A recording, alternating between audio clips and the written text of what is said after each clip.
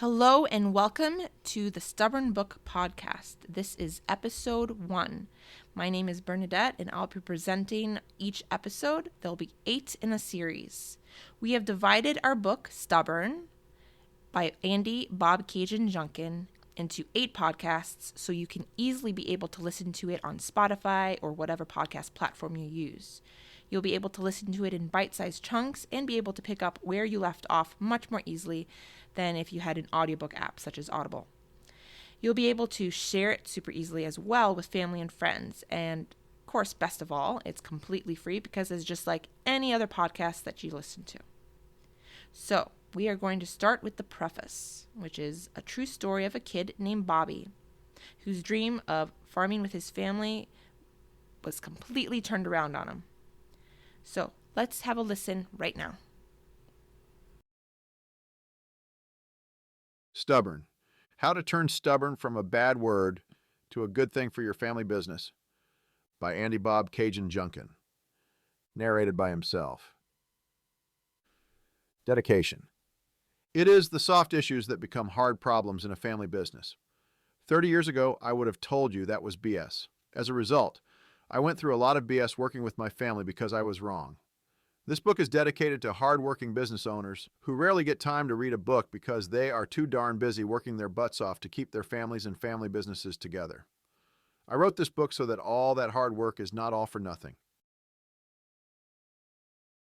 The preface. Since he was 9 years old, he always signed of Bobcaygeon after his name on any test or legal document. Bobby was intensely proud to be the 7th generation to farm in Bobcaygeon. His name didn't matter. Where he was from did. If you were to fly north over Bobcaygeon, you'd see a one-stoplight town situated on 3 islands between 2 large lakes to the east and west. And Bobby's farm bordered the northern edge of the town with tiny green hay, wheat, and cornfields with picture-book stone fence lines that made the landscape look like a patchwork quilt. Bobby's family farmed the last cornfields before the ground turned into sheer bedrock and cedar swamps in the Appalachian-like region called the Canadian Shield. If you have ever been fishing in northern Ontario, this is where the Canadian wilderness starts. Stubborn family pride kept them farming the stony ground that their ancestors cleared back in 1832. Western Ontario farmers driving to their cottages in Bobcaygeon often dismissed their family as fools for trying to grow corn on such rocky soil, but his family were known as proud, hardworking, and stubborn people. What caused his family to be able to farm this stony land for 7 generations was the fact that they were proud and stubborn. What caused them to fail in his generation was that they were too proud and were stubborn with each other. Nearly everyone in Bobby's hometown was his cousin, and the joke growing up was he had to go off to the University of Guelph to find a wife, rather than pick up a wife at a family reunion. Bobby's seemingly ideal childhood was given a swift kick in the pants when he decided to head off to college. A farewell and good luck would have been welcome, but Bobby left his hometown with a crushing ultimatum. His mom revealed to him that the farm was losing money quickly. "If you don't fix these numbers," she warned him, "I'm leaving your father." Bobby's mission wasn't just to earn an agricultural degree and find a wife. He had to find a way to save his family's farm. In the final semester of his agribusiness program, the students were assigned to write a business plan for their home farm. But Bobby approached the professor for guidance in his first semester and started working on it long before he was required to. Bobby went to class to meet girls, but he spent most of his time gleaning information and modern farming ideas from the university library so he could save the farm. This intensive search for answers forced the librarian to restrict his mess to his own little office cubicle on the 6th floor, usually reserved for graduate students. By the time he graduated from college, he had 5 plastic totes filled with files of photocopied research and ideas for improving his family's farm. He couldn't wait to give this business plan to his dad and was blown away when his dad looked at the cover, then threw it into the firebox. From that moment forward, father and son turned from best friends into worst enemies. Any idea Bobby had for improving the farm was quickly dismissed. It soon became obvious that his dad was against considering any new ideas to improve the farm unless it was his own idea. Desperate for change, Bobby and his mother begged his uncle to intervene. Finally, Uncle Claude stepped in and suggested to his younger brother, "Why don't you give the boy the field behind the barn? He can try his ideas out there where he can't hurt anything." That made sense to Bobby's dad. "If they work, great," Claude continued. "You can expand it out to the rest of the farm in the future. If they don't work, then it's only a few acres sacrificed, and it's not a huge loss. Bobby's dad reluctantly agreed. By August, Uncle Claude had terminal cancer and could barely walk through Bobby's field with him, but it was obvious that he was impressed with his nephew. Claude asked Bobby some hard questions about his crazy business model and was met with some credible answers. Claude joked over dinner that his nephew was going to make more money from a few acres than his brother was with the entire farm that year. Claude was joking, of course, but his brother did not laugh along. Bobby came back to the farm a few days later to see that his dad had gone out to his field and plowed it under. There was no excuse for this behavior, and it was the straw that broke the camel's back between him and his dad. There was nothing but arguing thereafter. In the dark days after Uncle Claude passed, there was talk between Bobby's parents that they had to get a succession plan in place. The succession planner that was called out to the farm was there no more than 20 minutes when Bobby's dad walked out of the meeting, slamming the front door. He was angry, and so was Bobby's mom. She jumped out of her chair and yelled out across the yard as her husband was just getting into the old Chevy. "Don't you dare buy any more farming equipment until you have made a business plan with your son." She was tired of the farm losing money and wanted to put a stop to it being a money pit. Did he listen to her? Well, he went off to an auction sale and won the bid for a manure spreader. He came home with that manure spreader, and I guess you could say the fit hit the shan that day. 3 days later, Bobby's mom left the separation papers on the ping pong table in their garage. Bobby went and worked a myriad of odd jobs ranging from feeding goats to cowboying on a 3 million acre station in Australia. After it was clear that his dad didn't want anything to do with him, he founded an agriculture environmental software company by pretending to be a student to use University of Guelph Library as his office, and sleeping that winter in his car in 2 sleeping bags to keep warm. Without owning a computer, he managed to convince investors to provide $250,000 in venture capital, and only 4 years later, he had 68% control of a company that employed 15 people and was worth $4 million. Everyone thought ISO Farm Inc. was the next big thing. In 2004, cattle prices were at an all-time low in Canada due to mad cow disease, and Bobby's dad was about to lose everything with his divorce. He knew Bobby had sold 1% of his company's stock and bought a new executive class car. His dad gave him an ultimatum. "If you don't come home to take over the farm right now, I'm going to be forced to sell everything." When Bobby got the call, he walked out of the office, leaving his company to implode. He could have led ISO Farm Inc. for a few more years and sold it, being able to afford many farms. But all he wanted to do was take over the home farm that his ancestors cleared back in 1832. 3 months after coming home to farm with his dad, the topic of money came up. Bobby's dad was disgusted when he realized that Bobby's shares were now worth nothing because he simply walked out of the office to react to his ultimatum. It was clear his dad did not want him. He wanted his money. Bobby was abandoned on the side of the road, penniless. Bobby's life was on hold. He dated a lot of nice girls and wanted a large family, but he chose never to get into a serious relationship until he got things sorted out with his parents. He simply couldn't fathom raising kids if he wasn't on the home farm. During this time in limbo, Bobby's dad was holding onto a stick with a carrot. Bobby would get a significant opportunity off the farm, but then a desperate call from his dad would make him drop everything and come home to Bobcaygeon. When his dad decided he didn't need him, he left his son hanging, and this went on for far too long. One consulting job Bobby did was to put together a 10-year strategic plan for Pfizer Animal Health for the Western Canadian feedlot industry. In another stint, he helped a group of John Deere dealerships in southern Alberta develop a strategic plan for how they were going to market and support new GPS technology when it was just being unboxed in 2005.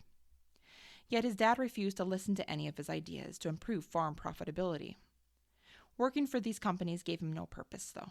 For Bobby, life without farming in Bobcaygeon was meaningless. Bobby gave his parents an ultimatum. He threatened to hang himself on his next birthday if his parents didn't get a business and a succession plan for the farm's future sorted out. Both parents were very narcissistic and didn't take him seriously. They cared more about their reputation in the rural community and what everyone in Bobcaygeon thought about them than their son's feelings or his well-being. They stopped returning his calls.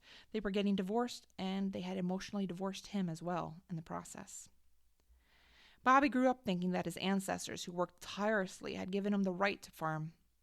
Bobby found out the hard way that nobody has the right to farm. It's a rare privilege. While 70% of family farms have a successor interested in farming, only 12% pass over the farm to their grandkids. Bobby learned this statistic in college, but he thought his own family becoming this statistic could never ever happen. He felt farming was his birthright. Growing up, he felt that if none of his cousins were going to carry on the family tradition, he was obligated to do so. The year that he took the risk to go to college and get an agriculture business degree, 18 herds of cattle were dispersed in the township, and everyone said, "There is no future in farming." Bobby was a Calvinist who believed his predestination was to be a steward of that farm and the surrounding county, continuing a 7-generation family tradition. Now that he had made the sacrifices to go to college when everyone had told him not to and had studied so hard to figure out a way to solve the farm's business issues, he felt entitled to the opportunity. Yet after Uncle Claude's death, nobody cared to talk sense into his dad, and he felt betrayed that no one seemed to care about the sacrifices he had made to continue the family legacy. He didn't want to kill himself, but his parents had divorced, and the farm had no future. He felt cheated of his destiny. On his birthday, he found himself sitting on a barn beam with a rope around his neck and a rifle in his lap. It was the same .22 rifle he had used as a kid that was sitting just inside the barn door, loaded as always. He had bought a rope in a hardware store a week before, but at the last minute decided to use an old lariat that was hanging on the wall. Some of his favorite childhood memories were the hours he spent practicing roping and using the same rope on that thrashed floor. The rope was covered in manure, but it would still hold weight. The heft of the rope as it flew off the tip of his fingers as he threw it over the barn beam was like suddenly feeling the entire weight of the full moon in the sky. Many thoughts flooded Bobby's head as he sat on that barn beam. The barn was eerily silent except for the rain on the steel roof and raccoons rummaging in the granary. After a frustrating decade of trying to save the farm and his parents' marriage, he felt he was out of options. He had just officiated a friend's wedding in Guelph earlier that afternoon and hadn't touched any alcohol. He had driven 3 hours across Toronto through traffic to get back home. He had scheduled the day and the hour of his demise for nearly a year. He was absolutely certain at that moment that he was of sound mind and judgment. For the months leading up to it, he had gone to a psychiatrist to make sure of that, and the doctor said in an East Indian accent, "You've made poor choices in trying to please your parents, but there's nothing wrong with the chemistry in your brain." Beyond his parents, he had told nobody about his threats. He had given what little he had in a church collection plate that night, even though he wasn't Catholic. He didn't know how many hours he sat on that beam, but he was in complete shock that things had gotten so bad that he was in this spot. He didn't want to jump, but he was stubborn and now felt obligated to follow through on his threat. His identity was farming in Bobcaygeon, and without it, who was he? His parents' divorce that year was crushing for him, but a smirk also spread across his face as he realized it was also a great lead-in joke. Word got out that his parents divorced over a fight about a manure spreader. Who couldn't see that humor in that? Bobby became the guy that his friends could come and have a beer with at the end of a long, dysfunctional day farming with their families. People could freely open up to Bobby and spill the emotional roller coasters they were on because they knew Bobby had already been there himself. These stories flooded Bobby's thoughts as he sat there on that barn beam. He suddenly, for the first time, realized he wasn't the only farmer who was struggling with coming home to work with their stubborn dad. Stubborn was a word that just kept on going over and over in his head. He initially thought it was because he was determined to follow through on his threat to his parents. But eventually he walked away from that barn, realizing his new life mission to help stubborn farmers work better together. He didn't understand what this entailed at the time, but he knew it meant there were some radical changes that needed to happen. Bobby's full name is Mark Andrew Junkin of Bobcaygeon, but since college, everyone except telemarketers has called him Bobcaygeon or Cajun, because there has never been a kid so proud of where he was from. But this isn't just any story. I'm Bobby. This is my story. And this is Bernadette, who just told my husband's story. It's quite the story, I know, but one I hope you can see how genuinely he understands and emphasizes with you. He truly sees this as his life's mission, besides being the best husband and dad, of course. And I think this is what you will come to find as you listen to this book. My grandpa had a saying, never complain and never explain. Everyone goes through hard times, and I'm not telling you this story to play the victim or to get a pity party. I never told a soul, not even my wife, about this pivotal moment until we lost another farm boy who was my friend's brother to suicide 2 summers ago, and I came out of the closet about my experience.